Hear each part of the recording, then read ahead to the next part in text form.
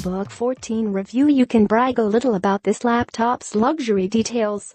Chromebooks can be a crapshoot. It's easy to get sucked in by a low price, only to find yourself with a disappointingly low-quality device on your hands. But you don't have to step up into the higher price territory of the Dell Chromebook 13 or HP Chromebook 13 to find satisfaction.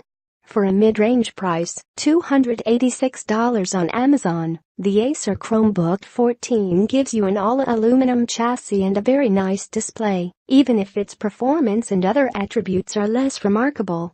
The Chromebook 14 is Acer's first all-aluminum model, with a brushed finish. Acer touts the all-aluminum chassis on the Chromebook 14, and for good reason. Amid a pile of plastic competitors, the brushed metal shell looks refined and feels great. Of course, the material is also durable and light, making the Chromebook 14 a comfortable 3.42 pounds by Acer's specification. The AC adapter, the typical black brick, and cables weigh an additional 0.55 pounds. The laptop's dimensions are a trim 13.3 x 9.31 x 0.67 inches. Encased within the lid's slender bezel is an impressive 14-inch, 1920 x 1080 LED backlit IPS display. Chromebooks have a reputation for mediocre screens, with limited brightness and viewing angles. Most have a resolution of just 1366 x 768, which suffices on an 11-inch display, but starts to look ridiculous when stretched over a 14-inch display. The Acer Chromebook 14's screen looks crisp and has a good maximum brightness, 236 nits by our measurement. The 170-degree viewing angle means it's readable from all sides, and the anti-glare coating is another big plus. The Chromebook 14 has a 1920 x 1080 IPS display with 170-degree viewing angles. A higher resolution display does use more battery. We logged 8.82 hours of life from the Chromebook 14's 3-cell, 3950 mAh pack, using CRXPRT 2015's benchmark. That's a good amount of time, though not as long as Acer's promise of up to 12 hours. I never expect to like a laptop's speakers, which is why the Acer Chromebook 14s deserve mention for being surprisingly good. The dual set, nestled underneath the left and right sides, provide good bass and stereo effects.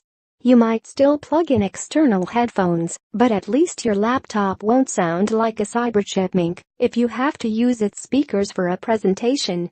The Acer Chromebook 14 has dual speakers on either side of the bottom panel, with surprisingly good sound. You also can't argue with the Chromebook 14's connectivity. It has Bluetooth 4.2 for the latest in close-range performance and privacy. Wi-Fi covers every available flavor with dual-band 2x2 MIMO 800 2.11 AC ABG, and I don't mean to seem ungrateful for the Chromebook 14's good things, but Acer appears to have bad everything on those features, meaning the rest of the Chromebook is less remarkable. Anyone whose expectations were raised by the high-end look may be at least a little disappointed. The chiclet-style keyboard on the Acer Chromebook 14 has hard plastic and a harsh travel. There's also a large clickpad. I was particularly unhappy with the keyboard, which has the hard plastic keys and harsh, abrupt travel typical of entry-level Chromebooks, not what the Chromebook 14 is supposed to be. The large clickpad worked well. The right side of the Acer Chromebook 14 has the headphone mic jack and power port.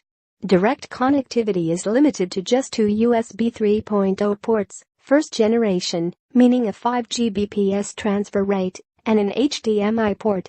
While the 32 GB of EMC storage is nice, I think a lot of users will miss an South Dakota card slot. There's none on this machine. The left side of the Acer Chromebook 14 has two USB 3.0 ports, an HDMI port, and a Kensington lock port.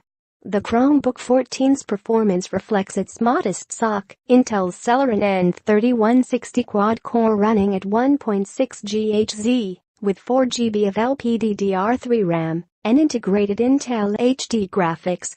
This setup will make it through mainstream web apps and a streamed movie which is what most people with Chromebooks do, but this isn't the Chromebook for bleeding-edge users tinkering with web gaming or other graphics-intensive tasks.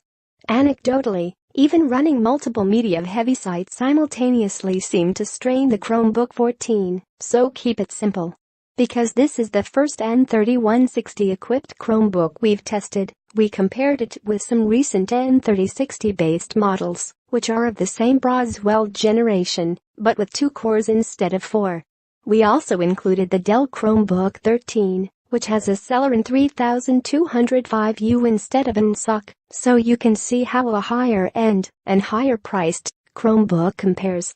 The Chromebook 14, red bar in each chart, started off well with the CRXPRT performance test, which measures Chromebook performance in basic productivity tasks as well as more demanding activities, such as watching movies or playing games.